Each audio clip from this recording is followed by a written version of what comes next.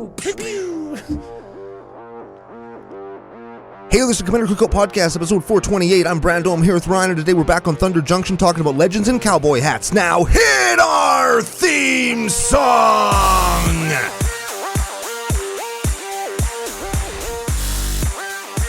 Hey, Ryan, we're back for yet another whirlwind adventure.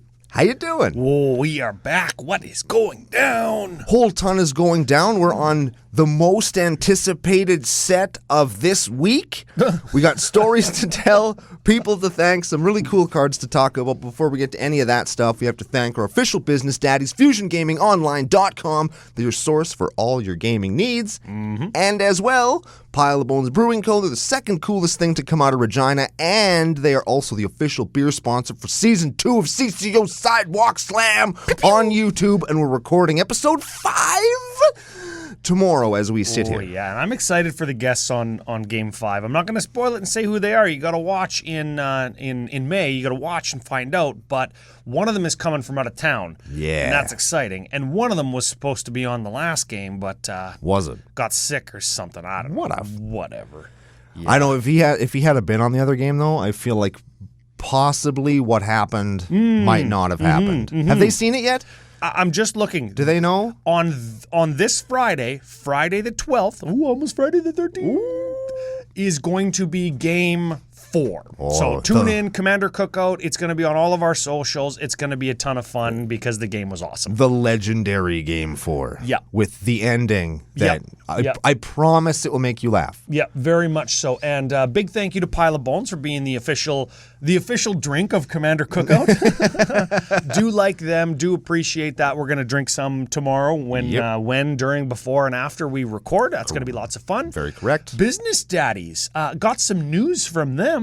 Okay. That the new promo code CCO Save, active.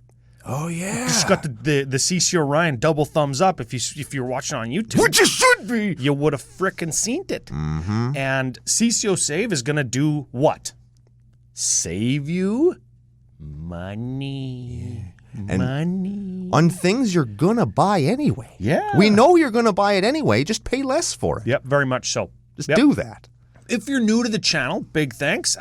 Hit subscribe. We're supposed to say that on We YouTube are supposed to say that, yeah. And big thanks to all the new subs. If you've never been to FusionGamingOnline.com and you're going to spend over $100 Canadian, that's like $75 USD.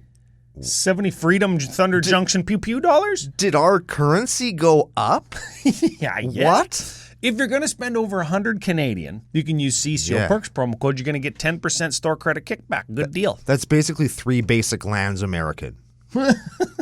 Right? Yes. Yep. Yeah. And yes, they do ship internationally. I still get that question all the time.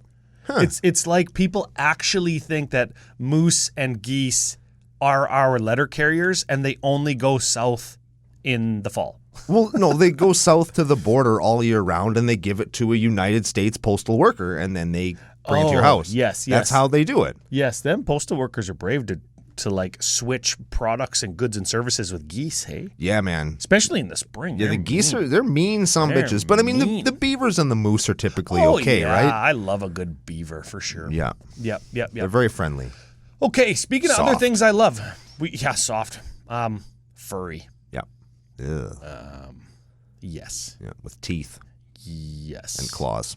Yes. And they chew up wood. That's my least favorite part. We've got some podcasting business. Yes, we do. I've got a couple things queued up here. Last week's winner from the Booster Pack game. What'd they guess? They guessed Geared Mirror of the Wilds. Yeah, they did. That's the guy's name, right? Geared. I don't care. Let's look. The combo guy, yeah. Geared Mirror of the Wilds. Oh, man, I got it. Yeah. You did. We had a bunch of guesses. It was all Geared. Everybody got it. Because the pig reference in both arts, I think. Yep. And the over there. No, over there. Yeah, because he's pointing different directions. Yeah. He's shooting guns. Pew, pew. Last week's winner, Dupid Bag 256. Dupid Bag. Dupid Bag? What the CommanderCookout@gmail.com. Tell us that it's you.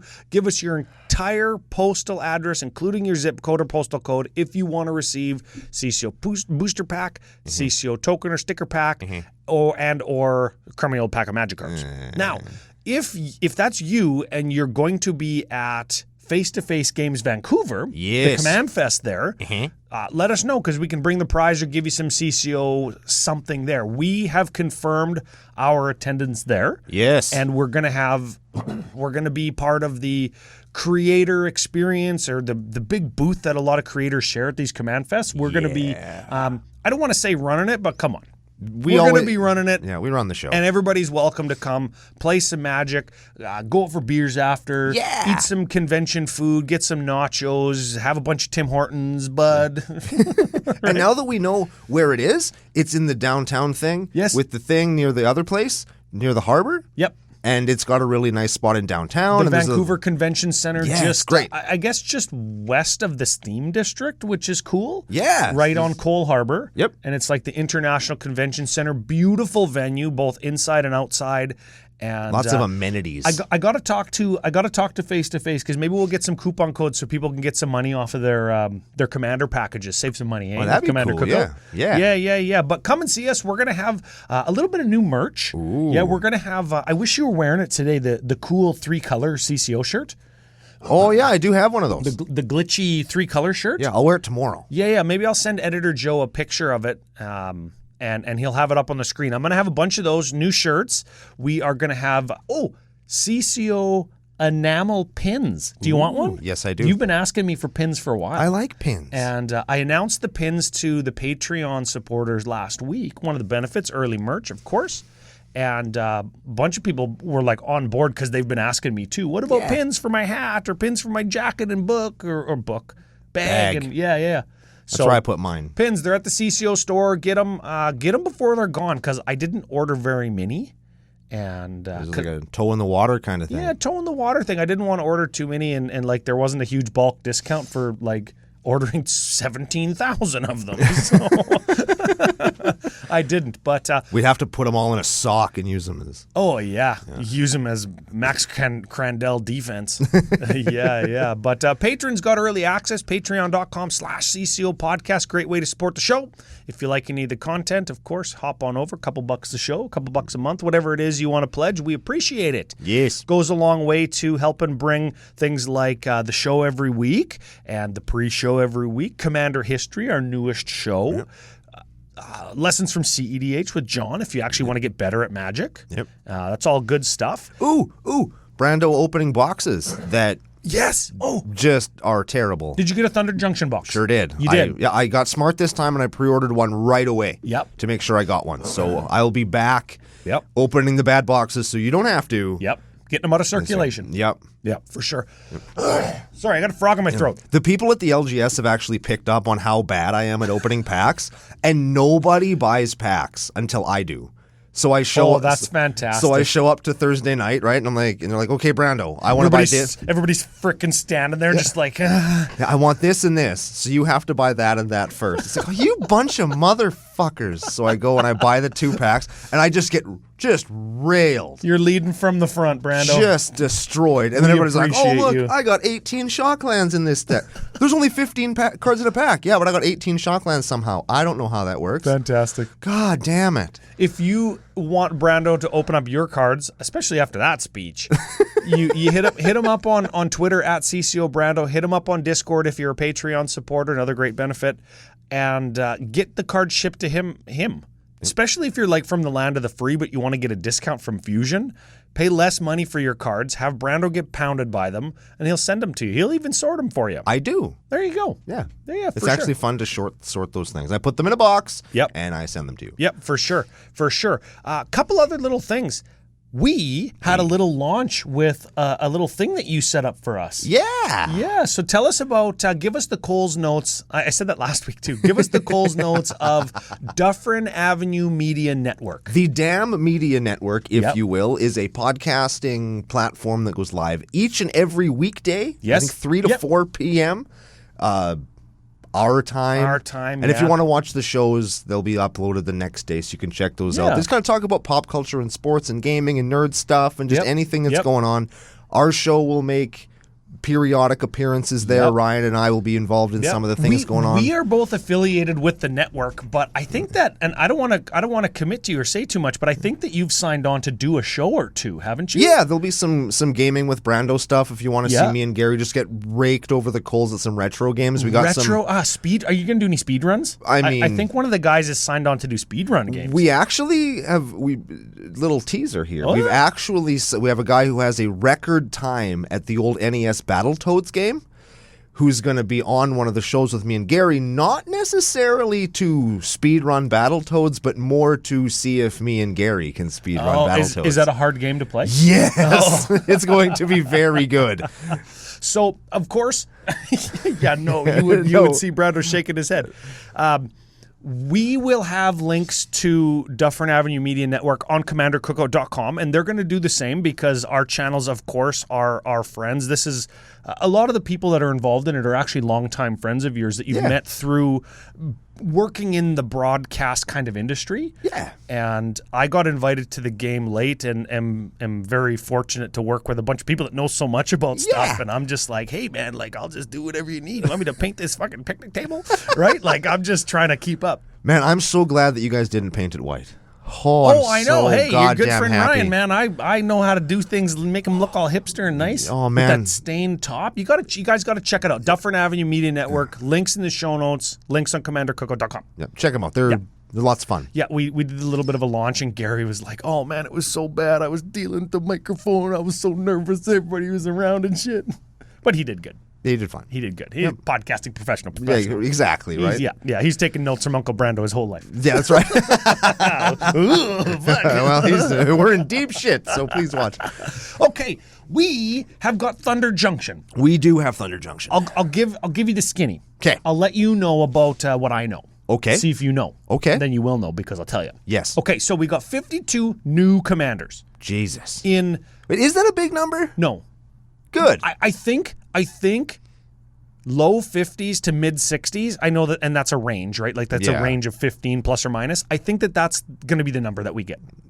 We were starting to see high 60s, 70s. We've got that 110 Legends set with Commander, with Lord of the Rings.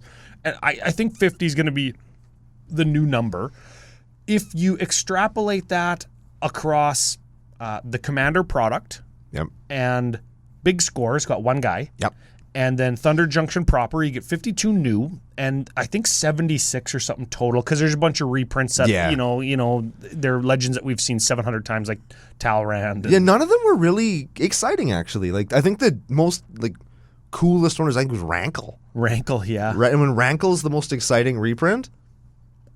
From a legendary perspective. We'll talk about the reprints and some of the special printings next week. But we got 52 new commanders, and just really quick, in case we run into it, I've got the commander or the mechanics article up, and we have got Outlaws. Mm-hmm. Outlaws are assassins, mercenaries, pirates, rogues, and warlocks.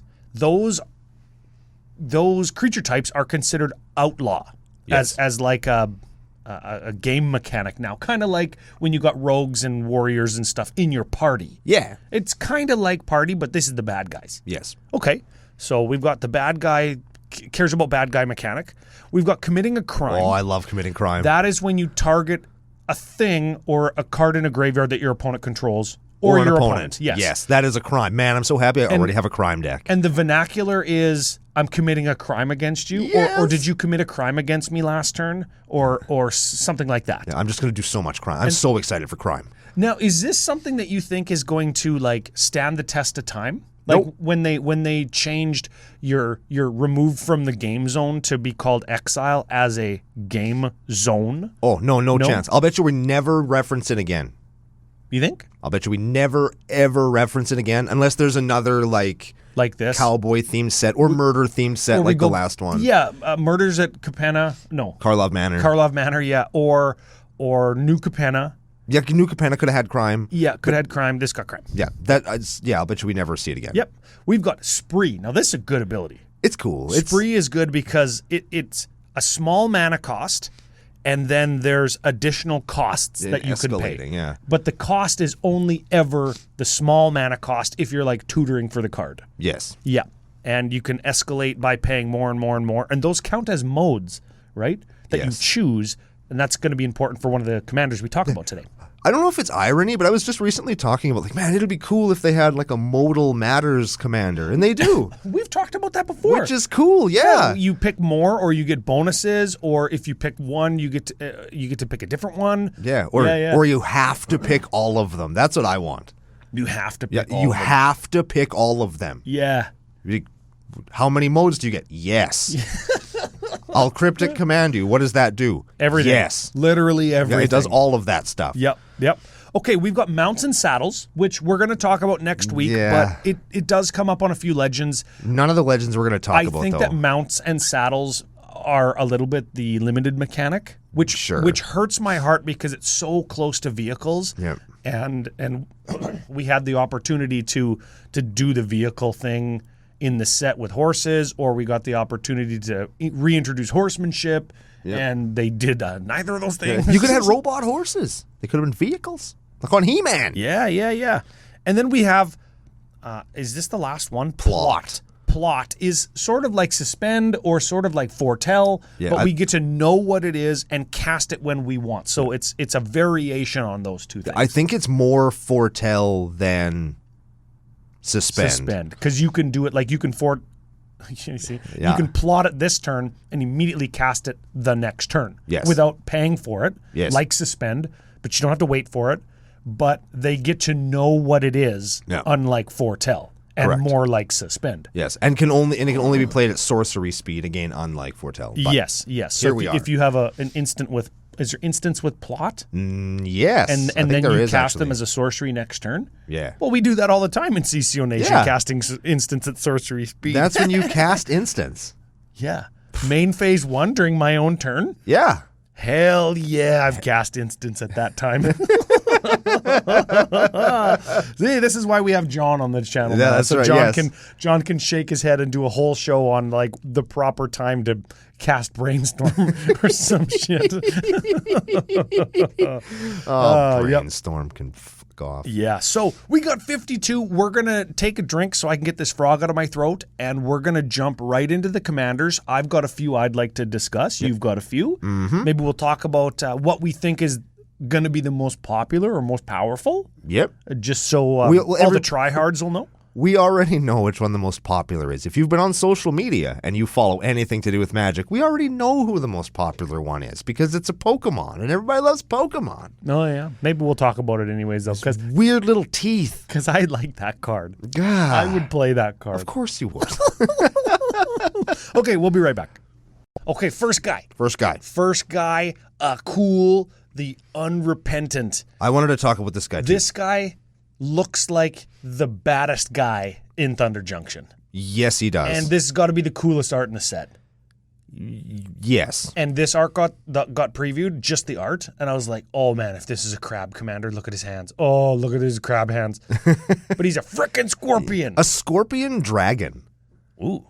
I wouldn't mess around. No, I mean, I probably Look would. at he's shooting a laser out of his tail. Scorpions are actually like pretty small and not that dangerous in general. I didn't know that. Yeah, but this guy's a 5/5 for 4. He's dangerous. That is fairly dangerous, yes. So, Scorpion, Dragon, Rogue, 5/5 for red, black, Rakdos colors, flying, trample, sacrifice 3 other creatures. Yep. Okay. You may put a creature from your hand onto the battlefield. Activate only as a sorcery and only once each turn. I like that. Oof. Like this is a cool card. I think I want to get one of these and try it out in my Torbrand and Rankle deck. Yep. Because it plays all the cards that this deck would play if you were to build it, right? It's got like Bitter Blossom and Dreadhorde Invasion, Theomancer.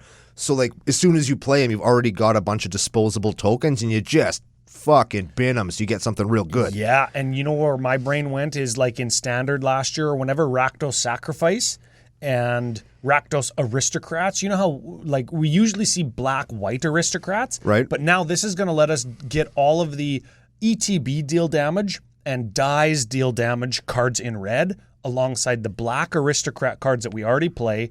And this is also going to let us have access to black for reanimation Right. from those creatures that we sacrificed. Right. It's going to let us cheat in like Razakeths and Runescarred demons Yeah. like very early. Or at least above curve, right? Or sooner. If this guy comes down on turn 3 or 4, and we've already got a couple guys on the battlefield, we sacrifice all them, boom, Razaketh. If you play him on curve, you go turn 2 Bitter Blossom, turn 3 Ophiomancer, turn 4 this guy, and Emrakul. Right? That's it. That's pretty good. That's pretty frickin' good. Yeah. Oh, can you imagine? No, instead of Emrakul, you go... Oh, no, you wouldn't get the cast trigger, though. No. Because it's put into play. I was going to say, what if you did like Kozilek, Butcher of Truth, and you fill your hand back up? Oh, that would be so good. But even if you don't get the cast trigger, you still got a Kozilek or an Emrakul. Yeah.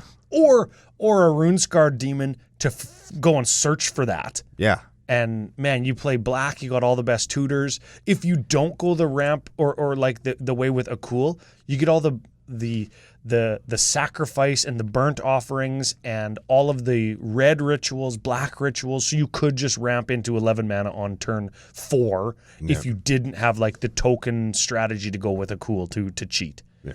This guy is frickin' badass. Yeah, he's very good. Yeah. It gives me Rakdos Lord of Riots vibes. Yes. Where you're cheating guys in at that 4-drop mana cost with a big beater commander. Yeah. I wonder if we're going to see decks that are samey to that. Hypothetically, yeah. Also wearing a cowboy hat. Is he? Yeah, he's got a silver cowboy hat on. Just plonked right on top of his big stupid head. That looks like the cowboy hat on the Commander Precon set symbol. Yep. Or He's just wearing if it. you kind of just look at it at a glance, it looks like Shredder's hat from the Ninja Turtle movies. Yes, also that. Yes. Okay, who's your first guy? Bonnie Paul Clear Cutter. Or girl in this case? Yes. AKA my mom. This is Paul Bunyan? Yes. Is that the name? Paul Bunyan Yep. and Babe? So it's a 6/5 for blue, green 3, giant scout and a cowboy hat with reach. A green-blue giant? Sorry, I interrupted. Yes. Green-blue giant. It's like Usually we see red-white giants. Remember the last time a green-blue giant came out? It had Escape. It was from the set with... Oh, Uro. Yeah. Uro. And there was... That didn't cause any problems at all, did There it? was a green-blue-red giant in... It was the going on an adventure commander from Wilds of Eldraine. Truth. Yeah. Anyways. Why do we like Bonnie Paul? She's got reach, she's big, and when she comes into play, you get a legendary blue ox creature token with this creature's power and toughness, each equal to the number of lands you control. So let's say you played her on curve, you're getting a 6/5 and a 6/6 for 6. And That's pretty good. And I'm not done yet. Whenever you attack, not when they attack, whenever you attack with any other creature, you draw a card, then you may put a land from your hand or graveyard into play. Or graveyard. What the actual... Ass. What the... Really? That's 12 power for 6 and Simic bullshit. Yes. That's what that mechanic's called now. Whenever Yes. you do something, draw a card, land something, that's Simic bullshit. Yes. Plus 12 power for 6, maybe on turn 4 or 5. Yes. Oof. What a... Wow. Play your removal, kids. You're going to need it. At least the token's legendary. Like let's look at the upsides there. Yeah, at least the token's legendary. Like we can't frickin' copy it with a Sakashima or something. Shut up, man. Shut up. My favorite part about that card is Bonny is the way that my mom spells her name. Yes. Yeah. So Ryan's mom the card in a cowboy hat. Yeah, Ryan's mom the card in a cowboy hat, and she don't fuck around. No, she does She not. will take her shoe off and hit you with it. Yes. And in this case, it's a 6 power cow. And then she'll play a land. Actually, it might be a 7 power cow because you attack with a creature, draw a card, and play another land. Oh yeah, because that triggers when you attack. Yeah. So you could hit for 13, Yes. and Bonnie can still reach. That's right. Oh lordy lord. Okay. Holy shit. Bristly Bill Spinesower. That's the one I wanted to talk about too. No, it was. I just wanted to say it. I love this card for 2 reasons. One, He's a prickly pear. it's pretty good, which I like. Yes. And 2, it's like in my eyes, this is the only guy that's from Thunder Junction. The plane that is Thunder Junction. Oh, it yeah. was Bristly Bill and nobody else just hanging out. Growing with cactuses. with a train, because there's a train. And then all these other assholes show up, and he's just like, What's going on? God damn it. Is he bristly because he's all kerfluffled and disgruntled? Yes. Or is he bristly because he actually has spiny needles for skin? It's both of those things are yes. The answer is yes to both those questions. Okay, What's he do? Give him a read. He's a 2/2 plant druid for green 1. So he's a 2/2 for 2 plant druid, landfall. Whenever a land enters battlefield under your control, put a +1/+1 counter on target creature. Pretty cool. That's fine. Yeah. Goes in landfall decks, +1 counter decks, sure. Also, green 3, no tap symbol there, you see. Double the number of +1/+1 counters on each creature. So he'll go in Animar, he'll go in every Hydra deck ever. He's literally a Zuri Elf Renegade or Kamal Fist of Krosa for any deck that cares about +1/+1s There we go. 2 frickin' mana. Yeah. And his activated ability, if you're going to farm that because you're playing green and you have lots of mana, like in an Elf Ball deck that you didn't want to play a Zuri in, Yep. it's just green 3. It's not green 2. So it's actually easier to farm, Yeah.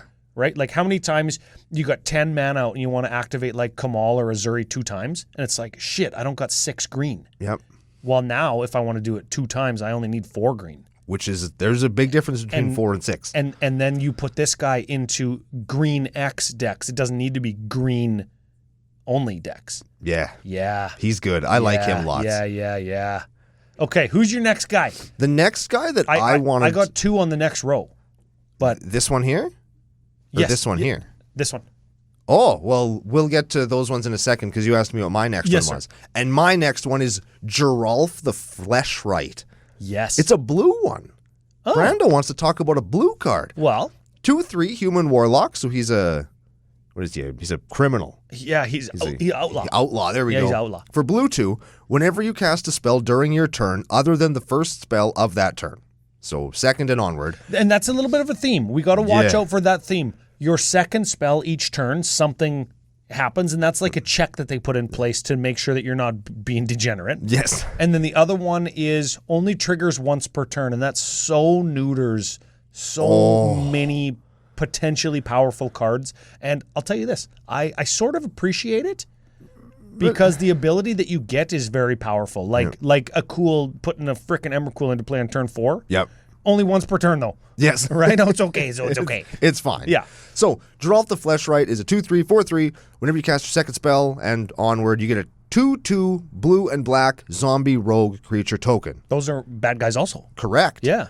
Also, whenever a zombie enters the battlefield under your control, put a +1/+1 counter on each other zombie that entered the battlefield under your control this turn. Oh, that is... He's kind of like Zombie Storm meets Cathar's Crusade. Why didn't I want to talk about this one? Right? Zombie Storm? Cathar's Crusade? One guy? It's for 3. And he's mono blue? Yeah. This is a neat... It's like a storm deck that beats with zombies. I think that's cool, man. This is cool, and I would expect to see this at some tables where decks show up to ball. Yes. Where I'm playing the draw, go, end of your turn, I'm going to storm, draw a bunch of cards, play a bunch of instants, and give my zombies virtual haste. And they thought about that because this only works on your turn. Oh. Yeah, it only works on your turn. Oh, when did it say that? During your turn. During your turn. Oh, I didn't put it at the end of the paragraph like it normally does. Only triggers once per turn. No, they put it right at the start so I can skip over all the shit to see what I get. It's 2/2 black zombies every time I cast a spell. Holy crap. That's so good. And they're not even tapped, so they block. Well, you know what? I don't give a crap because I'll frickin' cast like High Tide into Brainstorm, into top deck manipulation, and just start playing the top card of my library every frickin' turn with somebody like Fibblethip Lost in the Range. There you go. Not home on the range, but lost on the range. He just plots them, though. Yes, I know, but if I plot that... Okay, Fibblethip Lost on the range. Blue, 1/1, Ward 2, because everything has Ward 2 in this set. Look at the top card of your library at any time. You can plot it. You plot it for its mana cost. And you can plot non-land cards from the top of your library. Cool. So if we just go plot, like... because we stacked our deck or only have 1-drops or can continuously rearrange the top of our library with, I don't know, whatever. Did top and scroll rack and stuff. Yep. And then Next turn, we just go like cast the plot card, cast the plot card, cast the plot card, cast the plot card. I'm going to make 58 2/2s with Geralf. Yeah, 58 58s. Because they get bigger when more of them come into play, you see. Oh, yes. Oh, I like him a lot. Yes, he's really cool. I want to build the mono blue zombie storm deck. That's neat, man. And it's all, I don't think it's totally degenerate because you have to do it on your turn. So just like every other barf out your whole hand and try and win deck, you have to make it around the table without getting effed. Yep. So it does the opposite of every other draw go mono blue deck that does everything on the end of player 4's turn and then tries to combo on its turn when its guys have virtual haste. Yep. Yeah. What do you got from this other row here? I got Doc Arlock, Grizzled Genius, and this is another little play on words or something, right? Because is he a grizzly old veteran kind of genius guy, because he's a bear, or is he a grizzly bear? Well, you could see him. He's a grizzly bear. Yes, you can see it. So this is a 2/2 bear druid for green blue. Spells you cast from your graveyard or from exile cost 2 less to cast. Okay. Ooh, that's cool. Also, plotting cards from your hand cost 2 less to cast. Should have been red. Should have been gamer. Because red has all that play cast from exile. That's probably why he's not red. Yes, and that's another little trend I've identified even as recently as starting this episode is we've seen a bunch of stuff outside of its regular color place. Yes. Right? The other one I wanted to talk about was Eartha Joe Frontier Mentor. Sure. Because it's an advisor. But also, it's a 2/4 for Boros and 2. Yep. When it enters the battlefield, you create a 1/1 red mercenary creature token with tap. Target creature you control gets +1/+0 until end of turn. Activate only as a sorcery. Sure, so you make a token that's like a buff for somebody else. I'm just realizing right now that the mercenaries can't target your opponent's stuff, thus they cannot commit crimes. That's stupid. That's stupid. And you can only do it as a sorcery, so you can't even like buff my guy. Oh man, those things suck. They do suck, but the other ability that Eartha Joe has is whenever you activate an ability that targets a creature or player, copy that ability and you can choose new targets. This might be just the thing that our boy Brian Stoutarm needs to not get taken apart.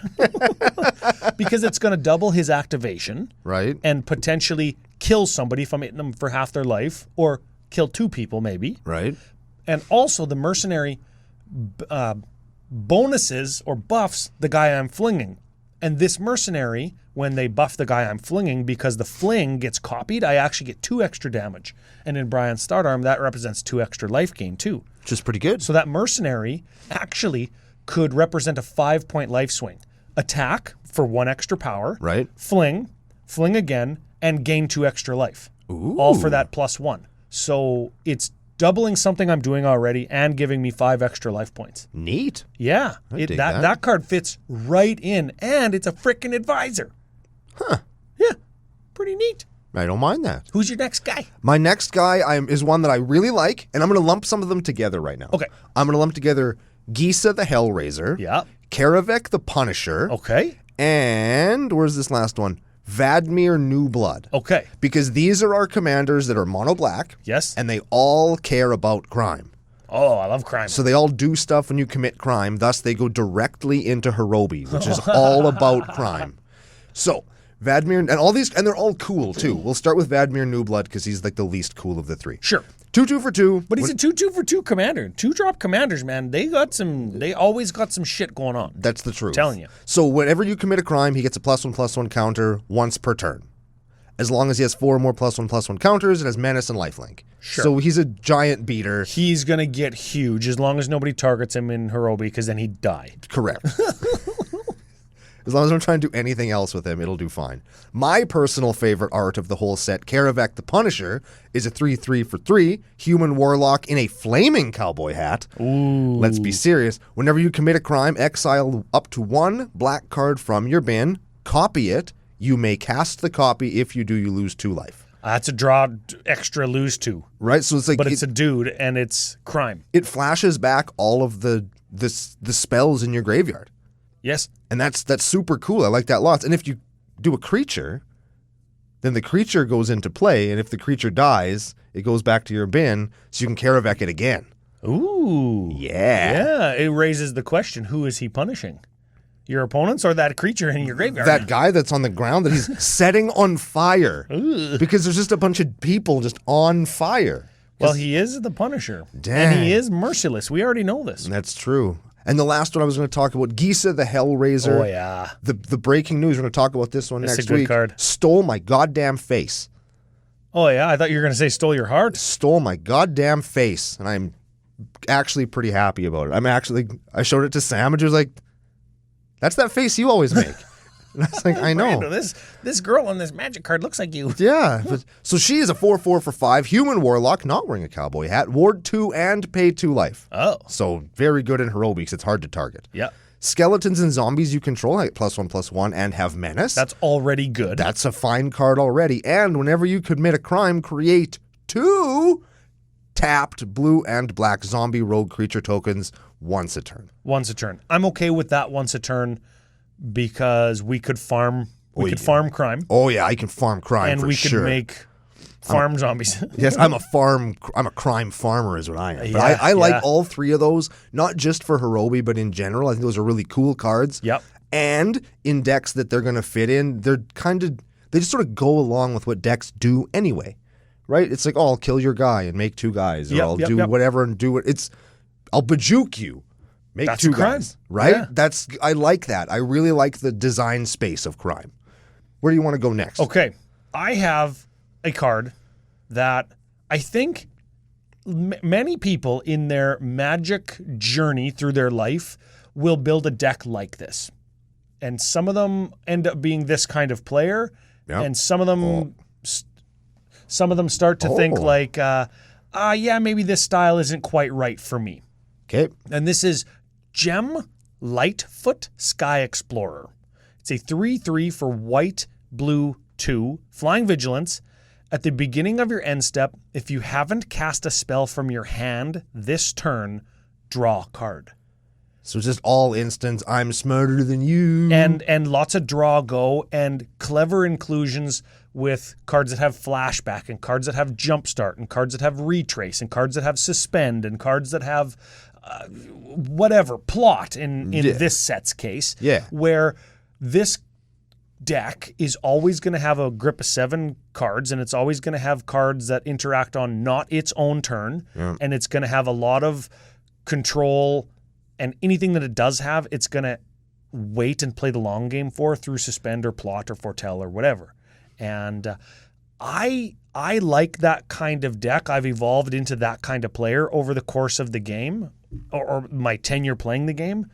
And I think the difference is if you're a new player and starting to build a deck like this, you go all in on trying to, what's all the cards that can annoy my friends? I want to piss off every table I play at. And that's the attitude they approach this kind of deck with versus me approaching it or somebody who's very experienced in playing Magic and playing Control, approaching this kind of build and saying, I want to politic so hard and challenge myself to win games not playing on my own turn. And that's the hook or the shtick is I want to try and win without my turn and doing it on other people's turns strategically in a way that's not going to be offensive to them mechanically within the game or annoying to play against socially. Sure. And when you can make a distinction like that, I think it's a level up moment. And this is the kind of card that maybe can teach people something of that way of thinking. I dig that. Where are we going next? Where are we going next? Cumball Profiteering Mayor. Oh yeah, and how about Cumball and Baron Bertram Greywater? Sure. Those 2 guys, they both care about tokens and aristocrats, don't they? Yes, they do. Now let's talk about why I like Cumball so much. Sure.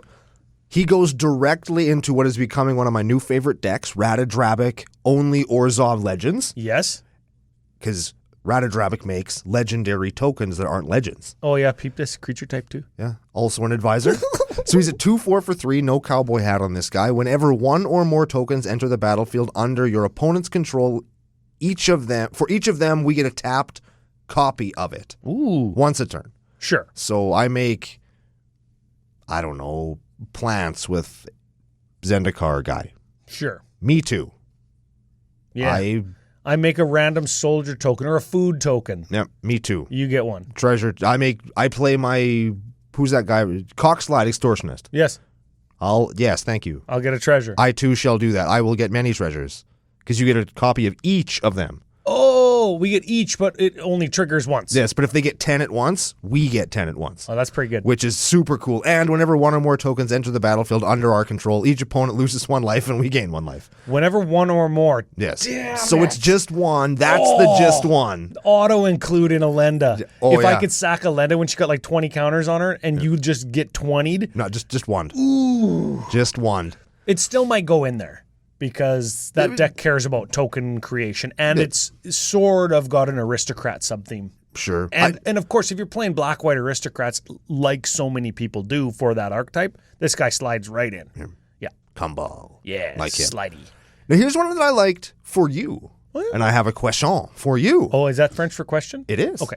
Kellen the Kid is a 3/3 for a mana cost you like. I like this card. It is Bant. I like this card. Flying in lifelink. Whenever you cast a spell from anywhere other than your hand, you may cast a permanent spell with equal or lesser value from your hand without paying its mana cost. If you don't, you can put a land from your hand into play. Oh. Could this, Ryan, Yep. could this be your new Super Friends Cascade Commander? Ooh, that'd be pretty cool. You'd switch out your janky red Planeswalkers Yes. for, I would say, better white ones. Maybe. And while you're cascading, you're also cascading out of your hand or ramping that way. It does the same thing as your Alula or whatever the hell her name is, but in different colors. And I would argue better because it's a 3/3 with flying and lifelink to keep you alive. I'll tell you this.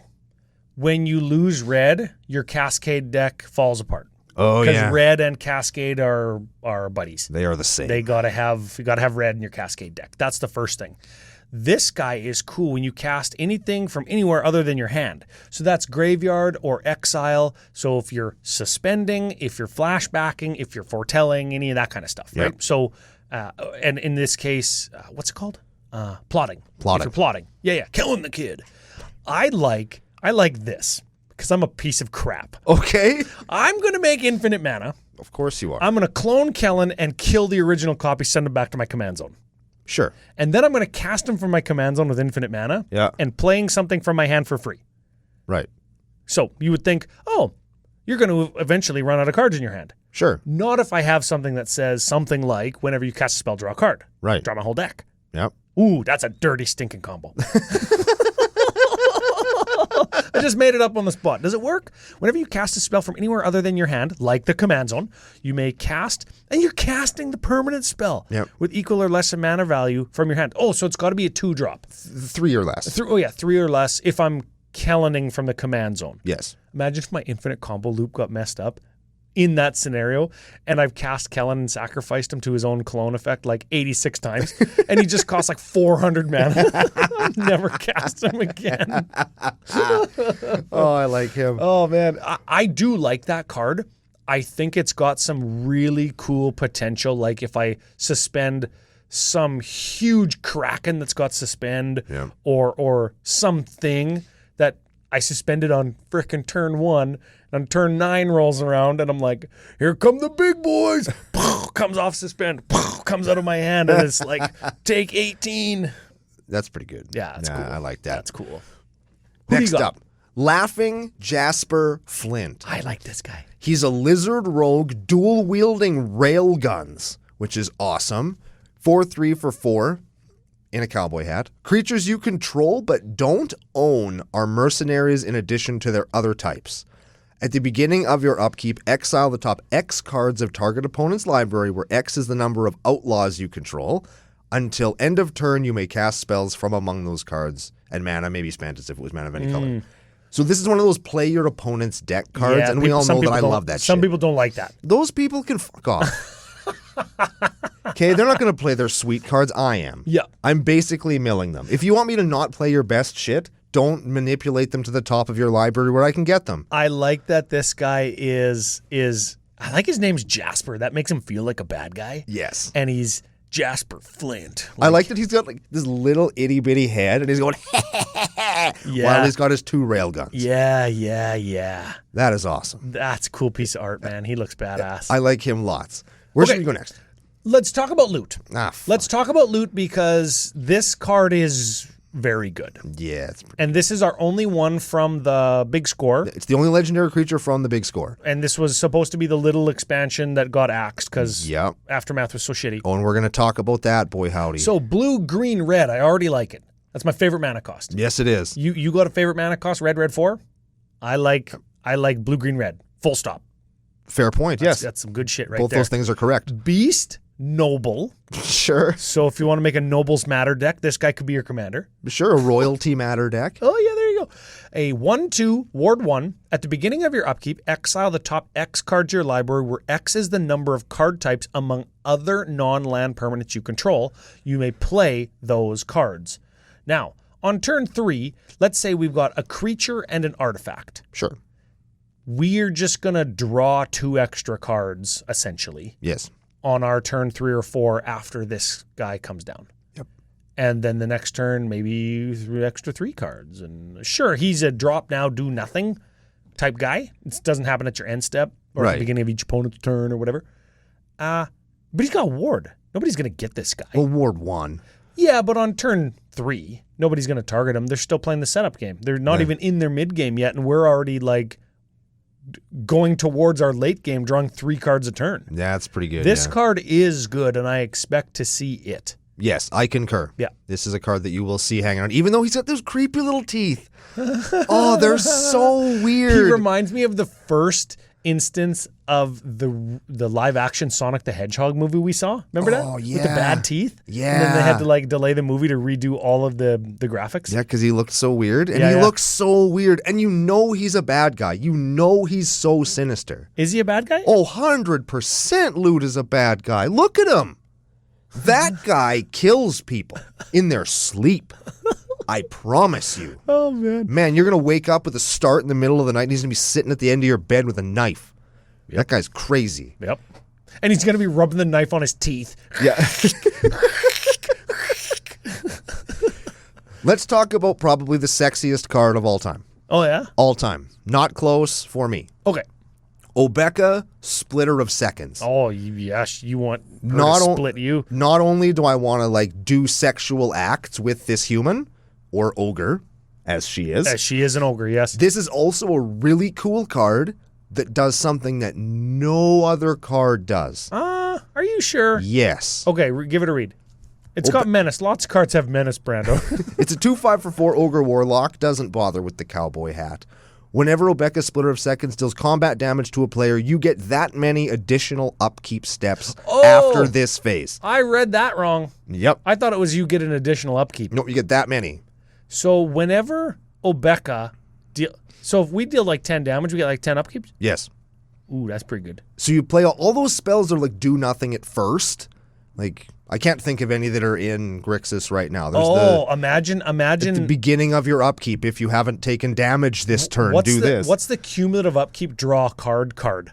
Ooh. That one. Yeah. What about Braid of Fire with like Pyrohemia? There we go. Where you just go like, okay, I'm going to do 8 to you. I'm going to take 8 upkeeps, and I'm going to deal 4 damage to everything, Pyrohemia. I'm going to deal 5 damage to everything. I'm going to deal 6 damage to everything. I'm going to deal 7 damage. I'm going to deal 8 damage. I'm going to deal 9 damage. I'm going to deal 10 damage. Yes. With Pyrohemia and Obeka.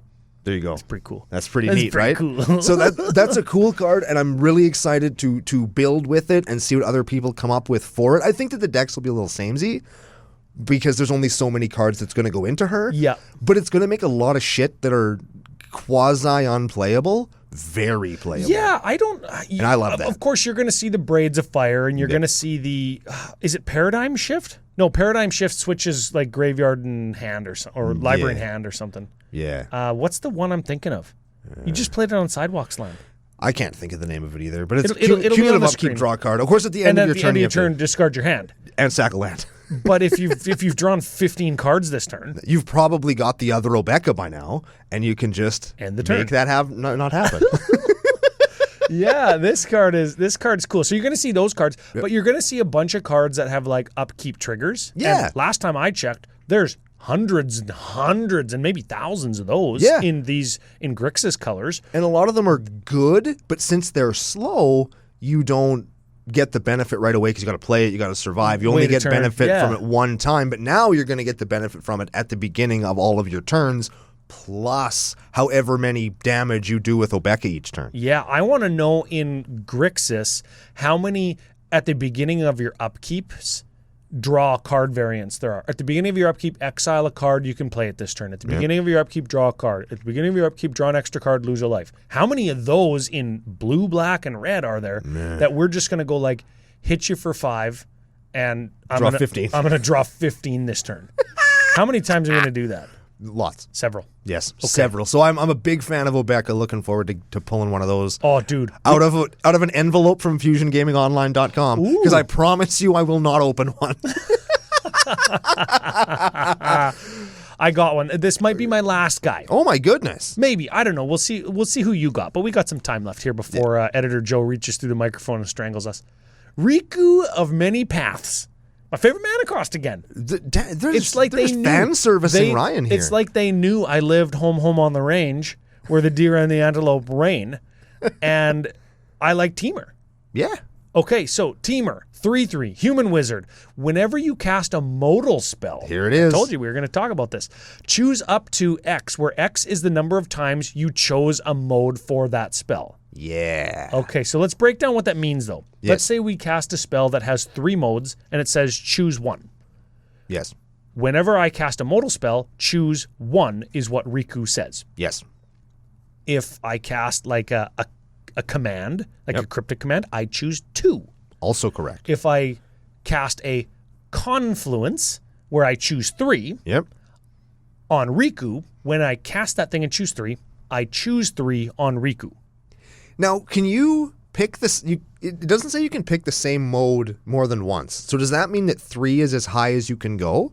I believe so. Because is it collective brutality where you can make it happen a bunch of times? I don't remember. There's some cycle where I think you can. It's the confluence where you choose 3. You can choose the same one more than once. Okay, I just seem to remember there being. It doesn't matter for the same, but you can. 3 is the highest. If you have a modal spell, you get to pick 5 modes for some reason.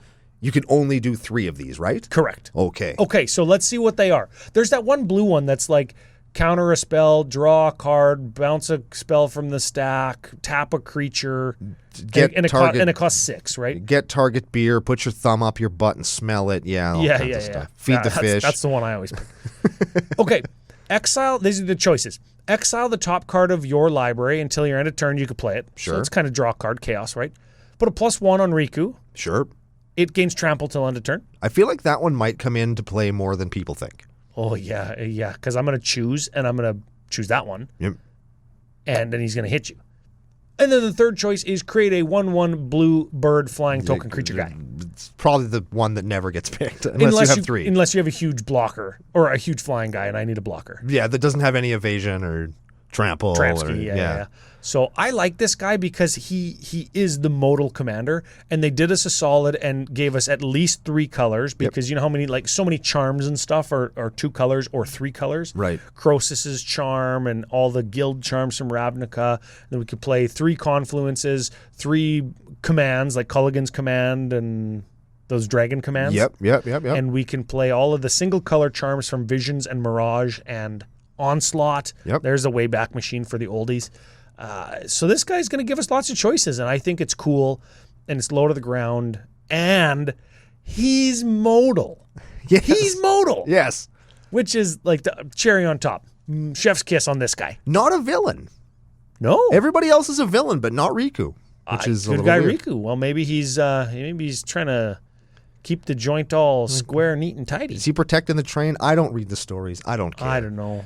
You know what? If you're in the Commander Cookout Discord because you're a Patreon supporter and we appreciate you so much, and we would love if you joined because we're getting pounded, you can go to the preview card thread, and All Filler, No Chiller, Killer Isn't a Bad Guy Miller does a story recap on there for all of the people in the nation. He summarizes the story, puts it in spoiler things so you can't read it if you don't want to, and he does the whole thing. Dang, that's awesome. Yeah, become a patron or else. Yeah, I like that. Okay. Who's your next guy? Let's talk about the Jund commander of the set, that once again does something that, where does this fit? We don't know. Let's just give it to Jund.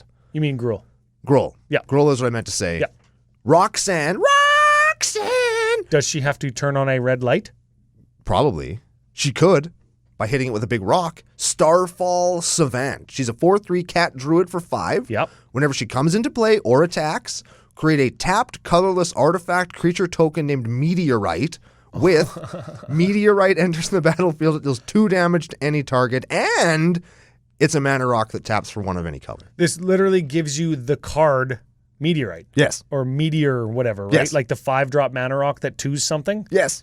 But Except now we get a 4/3 attached to that 5 mana, and we still get the mana rock. And it happens every turn, and it says more things. Whenever you tap an artifact token for mana, you get an additional mana. Oh, that's good. Oh, yeah. That's a mana doubler. She is good. That's a mana doubler for your mana rocks. She sure is. I never read that last part. Just the token rocks, but still, she is very good. I like her lots. Well, that's fine. Put it in the one that Dana Roach likes. It gives you all the icy manoliths. Yep.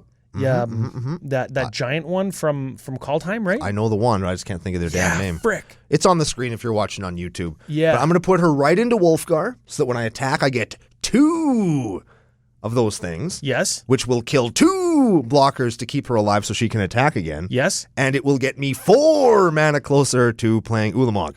Does that give us 2 mana from treasures? No. Wait. You got to tap and sacrifice a treasure for mana. Tap an artifact token for mana. I'm not sure how that would work. We tap it, and it gives us mana. We just also have to pay another cost called sacrifice.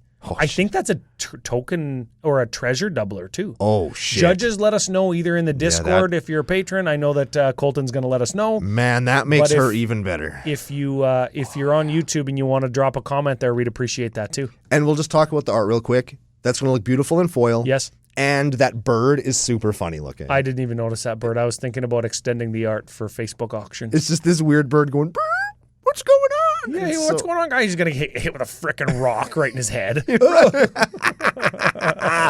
you have any more? Do you want to talk about Satoru or Lazov? Those are kind of the clone guys, aren't they? No. Oh, okay. No, I'm kind of over them a little bit. Okay. The last one, I guess, that I kind of have I think is a neat design space is Tai Joaquin Perfect Shot. Okay. I kind of like her. She's a 2/3 for 2. Whenever a source you control deals non-combat damage to a creature equal to that creature's toughness, you draw a card. So if you lightning bolt a 3 toughness guy, you draw a card. Yep. But here's why I like her. She has X tap. If a source you control would deal non-combat damage to a permanent or player this turn, it deals that much damage plus X instead. So you could tap her for 4, and then your Earthquake for 1 will do 5. Yes. Which is fucking cool. Or you can make your Goblin Sharpshooter now do 6 when he taps to hit something. And then it would die and untap, and then you could still get all the 1/1s. Yeah, you get all the 1/1s. And draw a card for each one. Yeah. Oh. Yeah.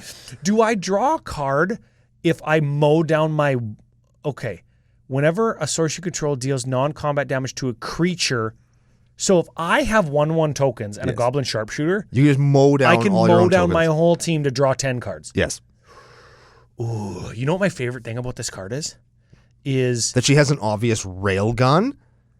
Yes, and she's going to rail down 1/1 tokens. Yes. I love that this card has white because putting white into it allows them to say draw a card for some extraneous jump through hoop cost. Right.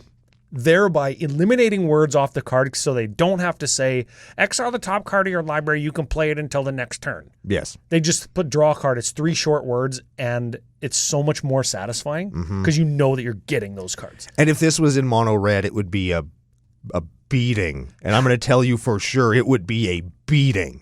Well, yeah, but you can still build it as red as you want. Oh, sure you just you get to draw cards now instead of exile them like a chump.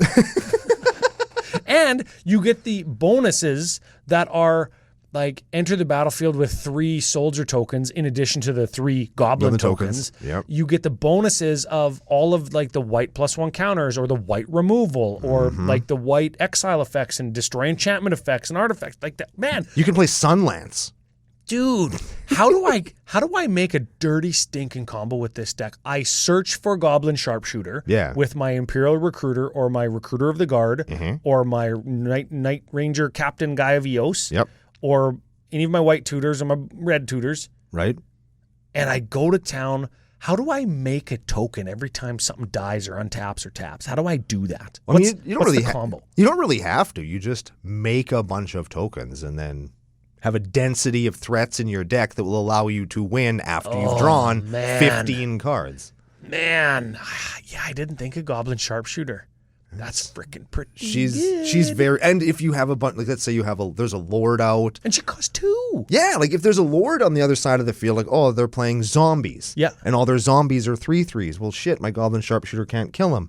Well, I'll tap 2 mana and her, and now Goblin Sharpshooter does 3, and you mow them all down and draw a bunch of cards Yeah. with your Goblin Sharpshooter. So that's rad as hell. I like that. She's cool. I got one more lady. I didn't talk about the horse vehicle lady because I'm kind of disappointed in mounts. Maybe I'll talk about Miriam Herd Whisperer next week when we talk a little bit about mounts and just the mechanics. Yeah.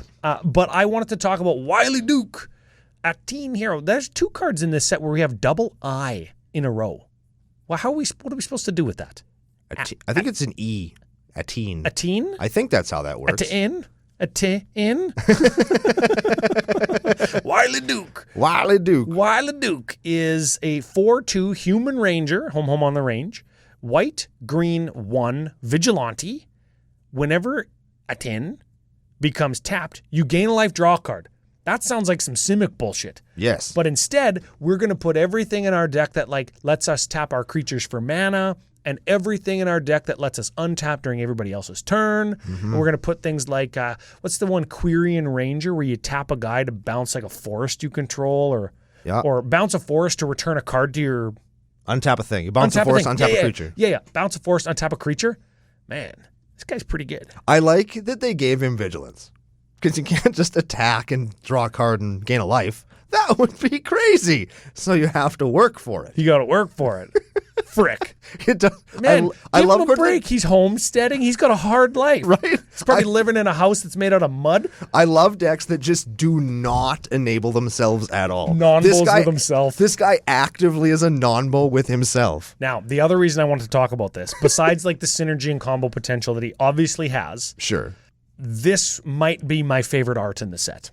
Ooh, I mean, it is very the style Wild of it, West novel cover. The Wild West novel cover, the style, the positioning, the pose, the white horse's mane flowing up, the clouds behind.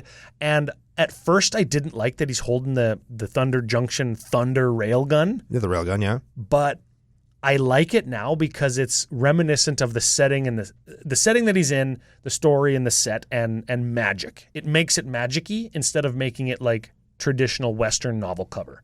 Yeah. I like that piece. If you were to blow that up and put like Wily Duke on the range by whoever did this art, and you looked at it, it's like, oh, he's got a railgun. So that's obviously a magic.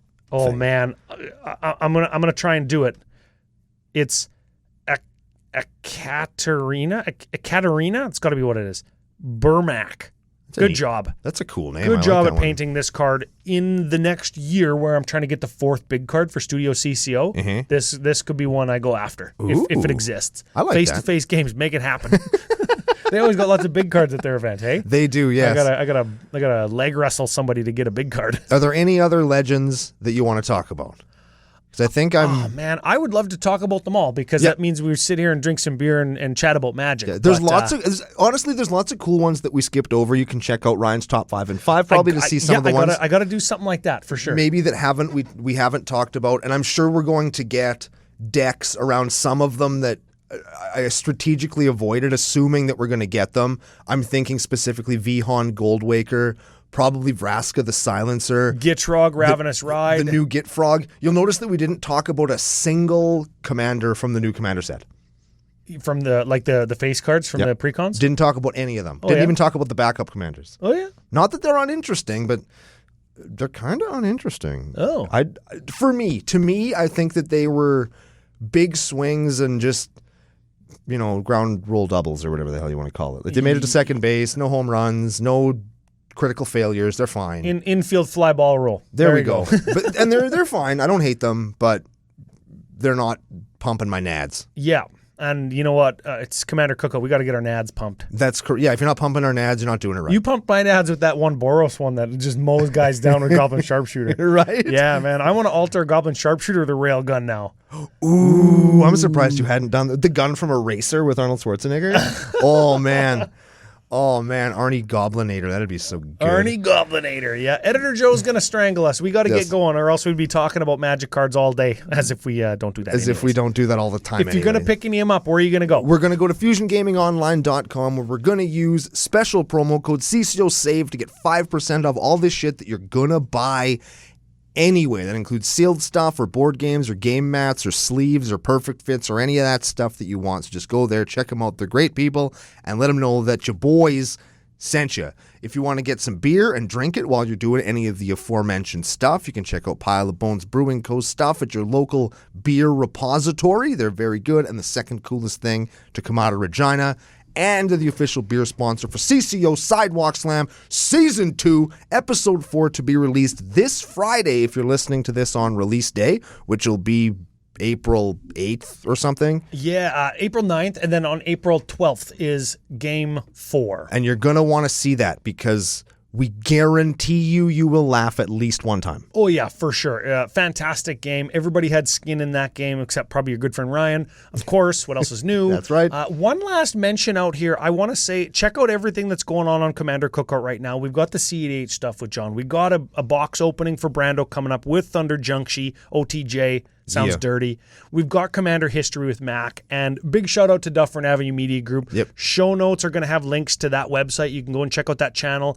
It would mean a lot to Brando and I if you would hop on over, give a few videos there a watch once they're up, hit subscribe, because we're helping build something really cool from the ground up, and that's such a great way to support everything that we got going on. It's a free way to support some people who are trying to live the dream, and we're kind of along for the ride, and that's pretty cool. There we go. Speaking of living the dream, I think that we're going to come back and we're going to talk about the dream that we had of a Magic set where everybody wears cowboy hats that is fine. Yes. Yes, and we're going to do that on the very next episode of Commander Cookout Podcast. Hit our theme song!